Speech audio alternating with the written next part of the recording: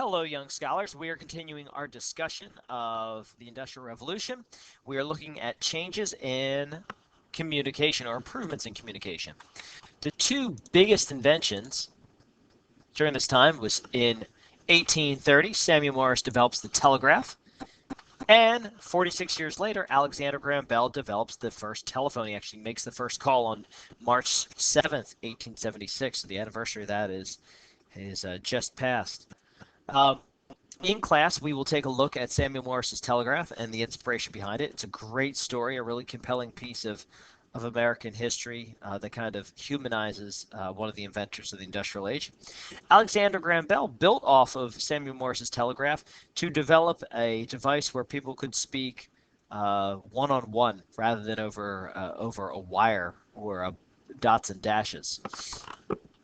So how Samuel Morse operated his code was obviously you would have to have poles and cables set up, and a operator would be on one end and an operator would be on the other end, and they would transmit messages back and forth using a series of dots and dashes that would communicate a message. The code would then have to be deciphered, transcribed, and then sent out. Kind of a cumbersome process, but in the 1800s, 1830s, 40s, 50s, 60s, that was a pretty productive way of communicating. President Abraham Lincoln used the telegraph to communicate with his generals during the Civil War, and one of the reasons why a lot of people think the North had an advantage over the South was because they had better communication devices than the South did. Another improvement in communication is Guglielmo Marconi. In 1895, he develops the telegraph, okay, the wireless telegraph, more importantly. So throughout, hopefully you're seeing the theme that throughout history, inventors are trying to develop something more practical and more useful. And to that end, things are made smaller and faster. And in this day and age, it's communication.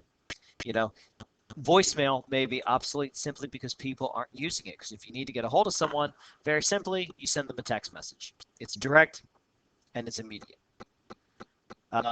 While the telephone was taking off in 1876, or excuse me, 1886, it's still not economically viable. So Guglielmo Marconi comes up with the wireless telegraph in 1895. This photograph was actually taken aboard a ship in 1912. You can see in the background there is the wireless device on the wall. And this photograph was taken, the last known photograph, on board, that's right, the Titanic. That was the wireless operator, Howard Bride, sending out personal messages. And after the Titanic hit the iceberg in April of 1912, they sent out the 3 dots, 3 dashes, 3 dots message, which was the SOS message.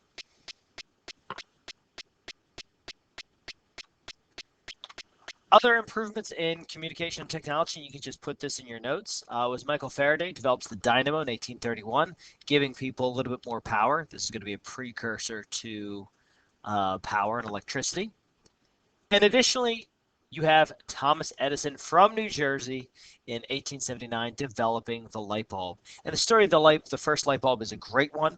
Edison was very fierce and very competitive of his invention. He needed investors, people to give him money so he could fund his experiments. And we'll talk a little bit more about him in depth as well, because the story of how he develops the first light bulb is very, very competitive in that regard.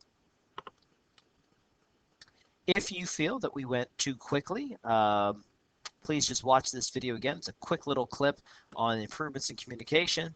And in class, we'll also be talking about another one of Thomas Edison's inventions, which is the phonograph record and recorded sound. And you'll be able to hear the first ever recording on a record, which was Mary Had a Little Lamb. And this was Edison's early phonograph record.